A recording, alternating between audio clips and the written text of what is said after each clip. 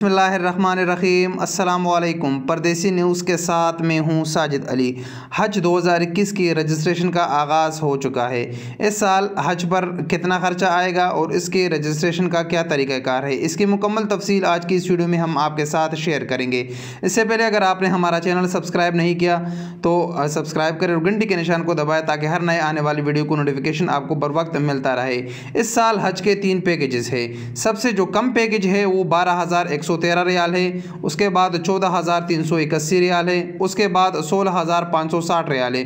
तीनों पैकेजेस में फ़र्क रिहाइश की बुनियाद और खाने की बुनियाद पर होता है कि आपको रिहाइश कैंप या टावर में चाहिए या होटल में चाहिए, तो उस बुनियाद पर पैकेजेस में डिफरेंस है। जो कि सबसे लोवेस्ट जो रेट है 12,000 वो भी आम बंदे की इस्तिताअत से बाहर है, काफ़ी महंगे पैकेजेस है। अब आते हैं इसका तरीक़ाकार क्या है। तरीक़ाकार के लिए लिंक नीचे डिस्क्रिप्शन में दिया है, वहाँ से आप ओपन कर सकते हैं। जैसे ही आप लिंक ओपन करेंगे तो आपको सामने नज़र आ रहा है सर्विस मेन लिंक, इस पर आप क्लिक करें। जैसे ही आप इस पर क्लिक करेंगे तो अगला पेज आपके पास आएगा, रजिस्टर इंक्वायरी या अवेलेबल हज पैकेजेस। हज पैकेजेस के बारे में आपको बता दिया, आपने यहाँ से रजिस्टर पर क्लिक कर लेना है।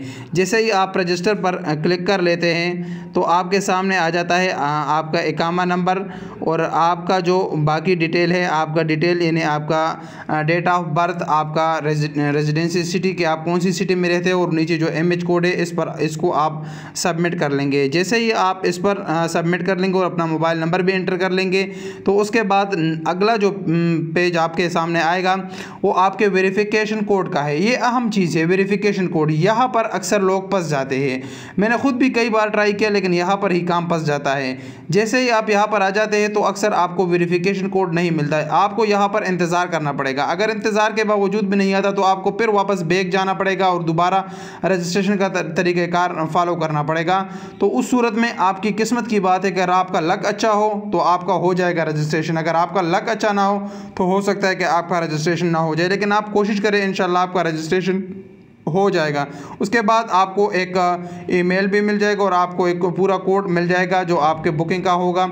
उसके बाद आप उसकी पेमेंट भी कर सकते हैं, जो पैकेज आपने सेलेक्ट किया होगा उस बुनियाद पर आप अपने हज की तसरीह हासिल कर सकते हैं और हज 2021 अदा कर सकते हैं। अगर आप में से कोई भी खुशनसीब 20 साल हज के लिए चला जाए तो बंदे नाचीज़ को दुआओं में ज़रूर याद रखें। तो ये था हज का रजिस्ट्रेशन का तरीका और कितने खर्चा उस पर आएगा, इसकी मुकम्मल तफसील आपके साथ शेयर की। उम्मीद है इस वीडियो से आपको रजिस्ट्रेशन करने में आसानी मिलेगी। अस्सलाम वालेकुम वरहमतुल्लाहि वबरकातुहू।